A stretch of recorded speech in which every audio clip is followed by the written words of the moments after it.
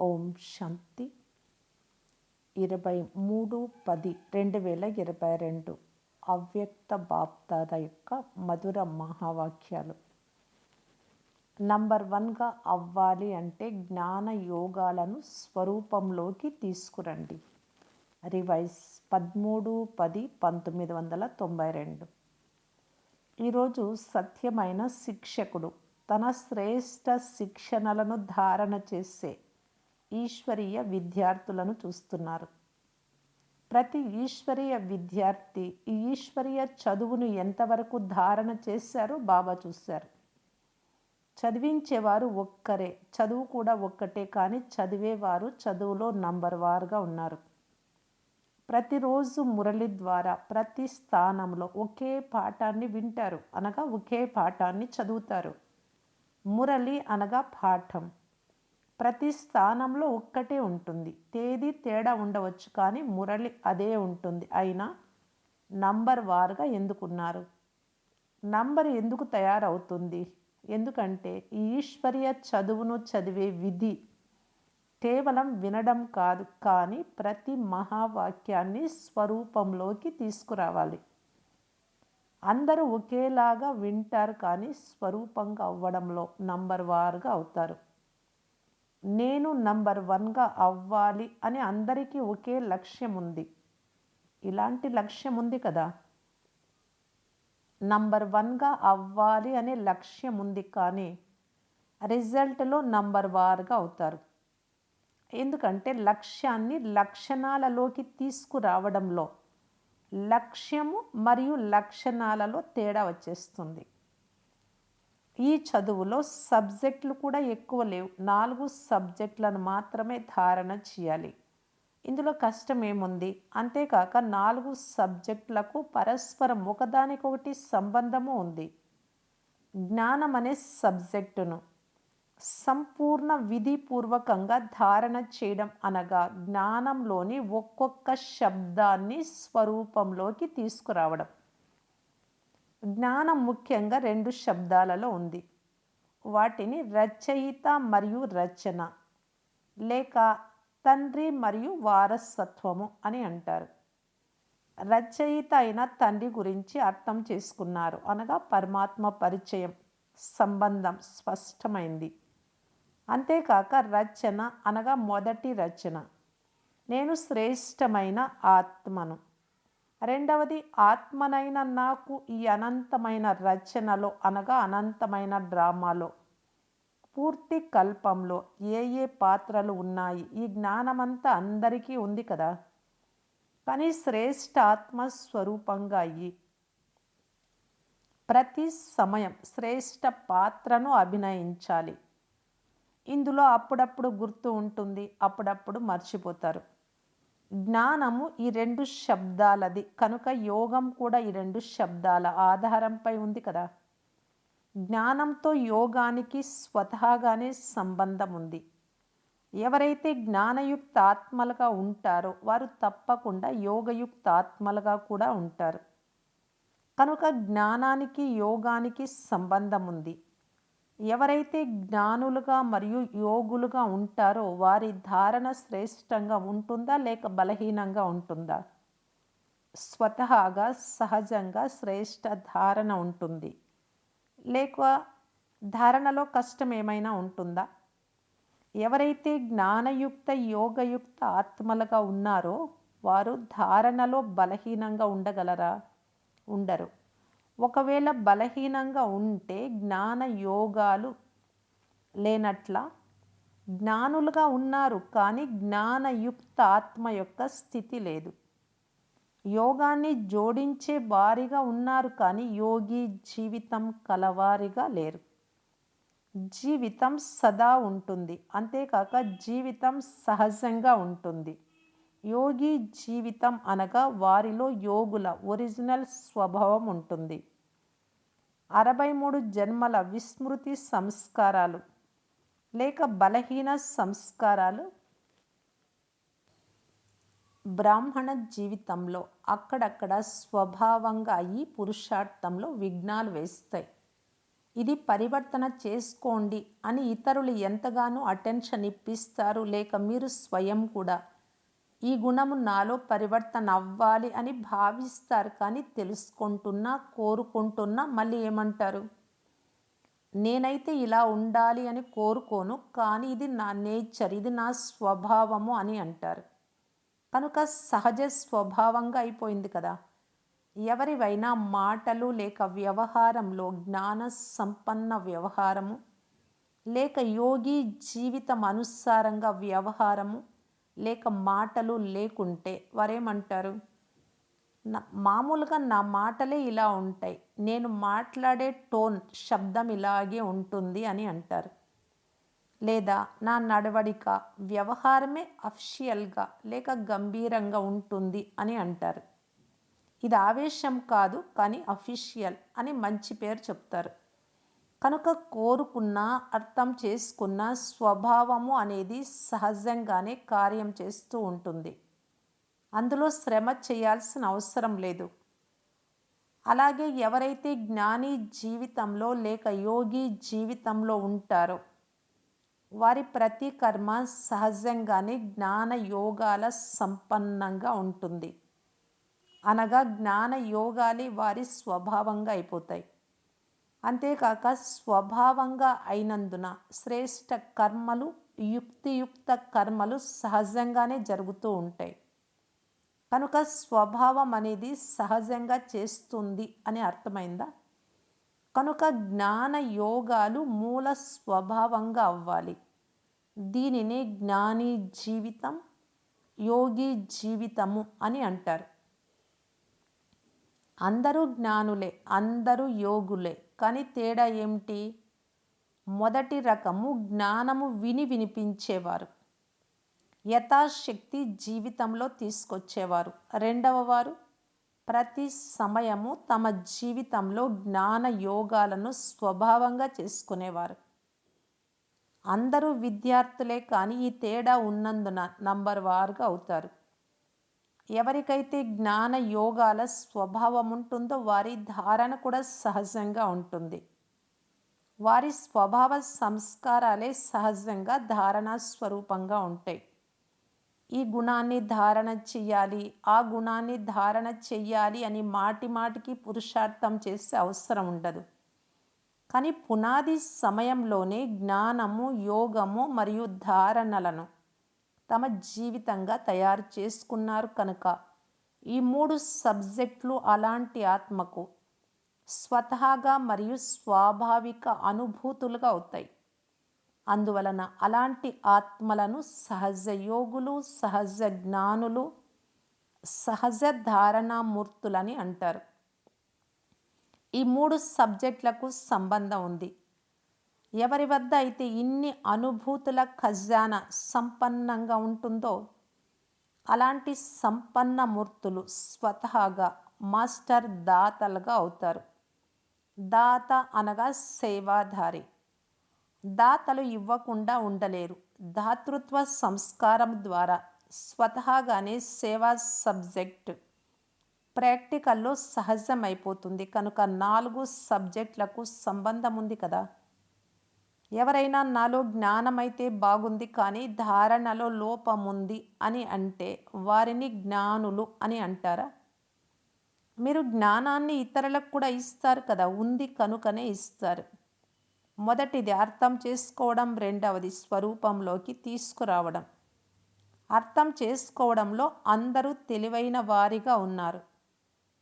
ఇతరులకు అర్థం చేయించడంలో కూడా అందరూ తెలివైన వారే. కానీ నంబర్ 1గా అవ్వాలి అంటే జ్ఞాన యోగాలను స్వరూపంలోకి తీసుకురండి. అప్పుడు నంబర్ వారుగా ఉండరు, కానీ నంబర్ 1గా ఉంటారు.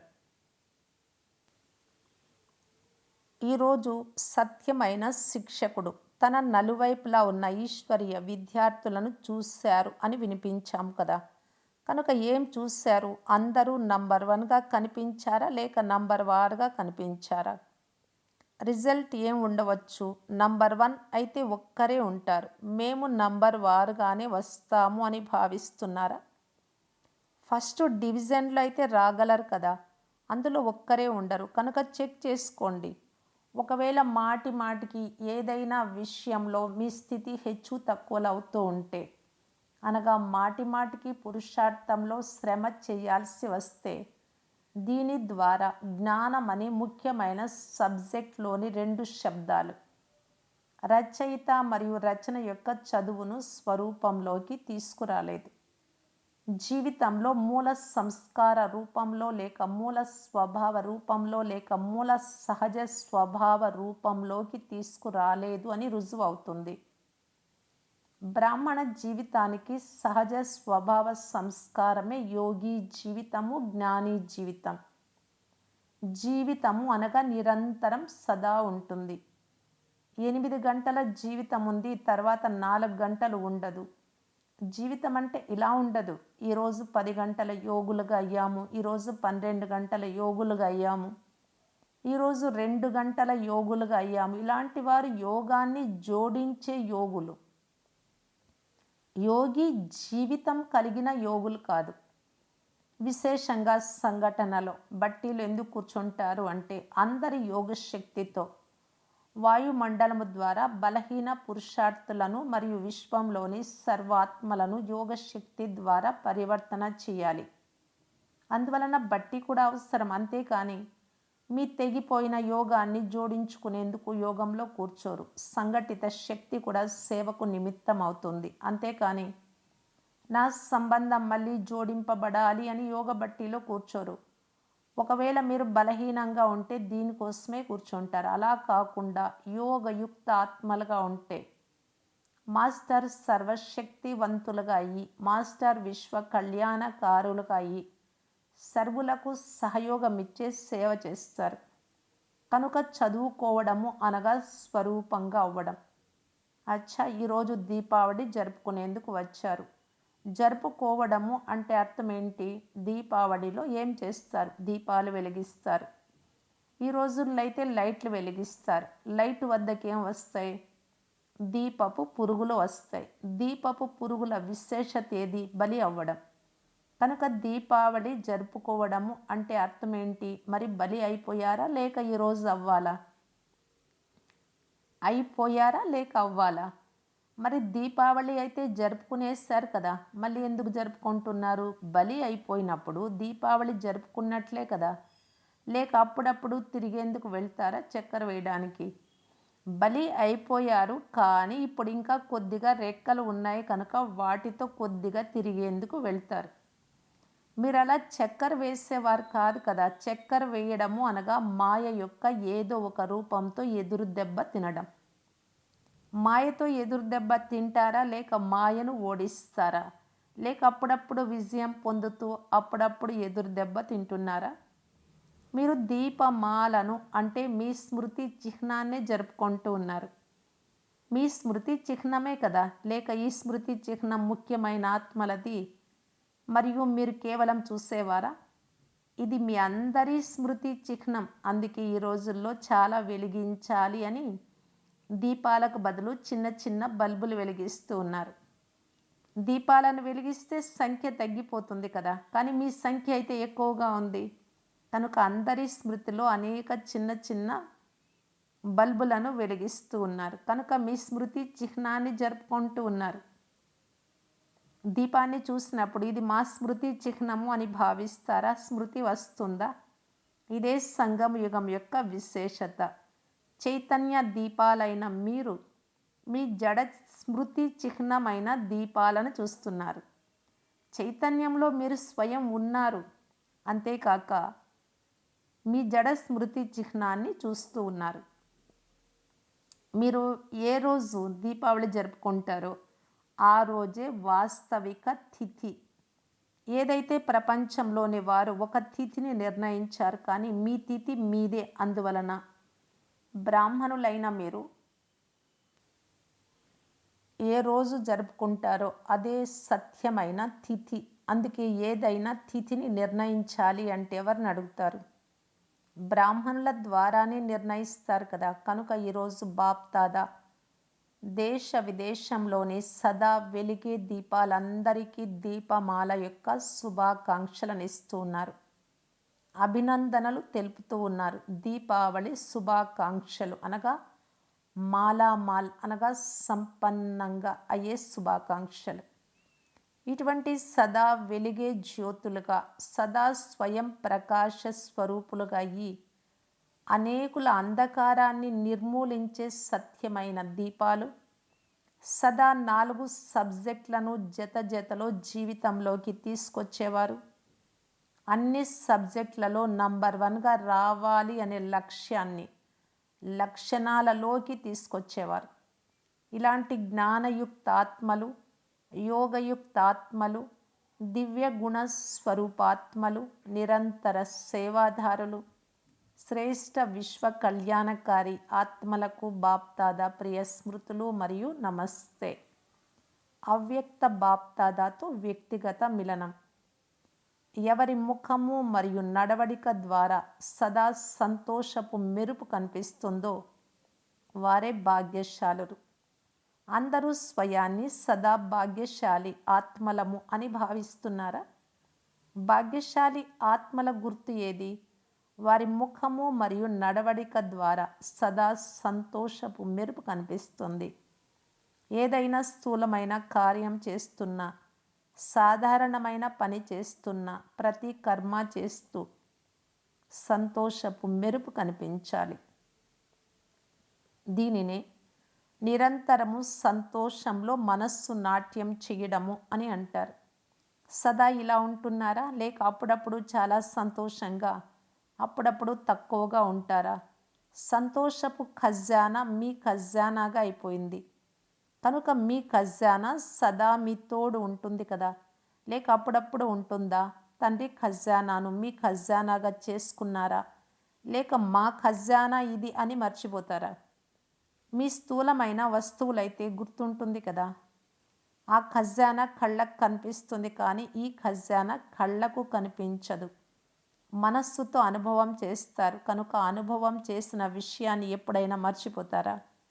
కనుక సదా మేము సంతోషపు ఖజానాకు అధికారులము అని స్మృతిలో ఉంచుకోండి.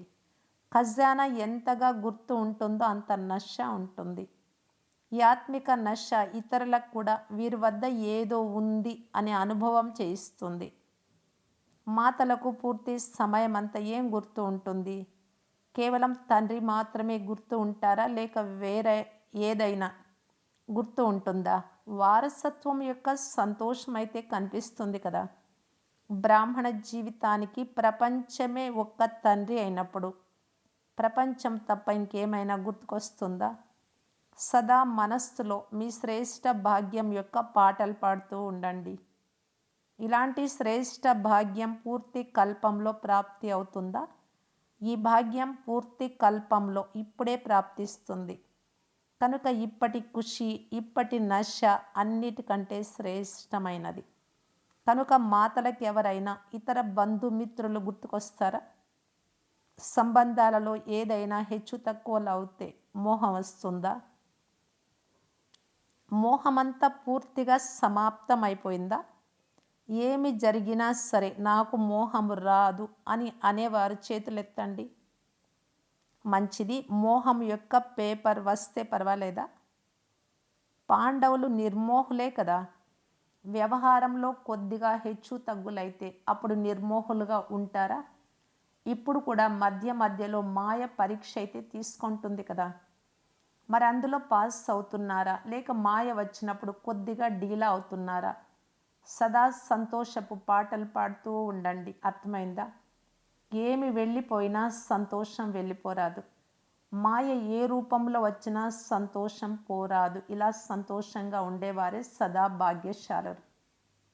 ఇప్పుడు ఆంధ్ర మరియు కర్ణాటక వారు ఏ అద్భుతం చేయాలి? ఏ ఆత్మ వంచితంగా ఉండిపోరాదు. ప్రతి ఒక్కరికి సందేశం ఇవ్వాలి. మీరు ఎక్కడ ఉంటున్నా అక్కడ సర్వాత్మలకు సందేశం లభించాలి. ఎంతగా సందేశం ఇస్తారో అంత సంతోషం పెరుగుతూ ఉంటుంది. అచ్చా. వరదానం. ఉమంగ్ ఉత్సాహాల ఆధారంతో సదా ఎగిరే కళను అనుభవం చేసే ధైర్యవంతులుగా అవ్వండి. ఎగిరే కళను అనుభవం చేసేందుకు ధైర్యము మరియు ఉమంగ్ ఉత్సాహాలు అనే రెక్కలు ఉండాలి. ఏదైనా కార్యంలో సఫలతను ప్రాప్తి చేసుకునేందుకు ఉమంగ్ ఉత్సాహాలు చాలా అవసరం. ఒకవేళ ఉమంగ్ ఉత్సాహాలు లేకుంటే కార్యం సఫలం అవ్వదు. ఎందుకంటే ఉమంగ్ ఉత్సాహాలు లేకుంటే అలసట కలుగుతుంది. అలసిపోయిన వారు ఎప్పుడూ సఫలతను పొందలేరు. కనుక ధైర్యవంతులుగా అయ్యి ఉమంగ్ ఉత్సాహాల ఆధారంతో ఎగురుతూ ఉంటే గమ్యానికి చేరుకుంటారు. స్లోగన్: ఆశీర్వాదాలు ఇవ్వండి మరియు ఆశీర్వాదాలు తీసుకోండి. ఇదే శ్రేష్టమైన పురుషార్థం. ఓం శాంతి.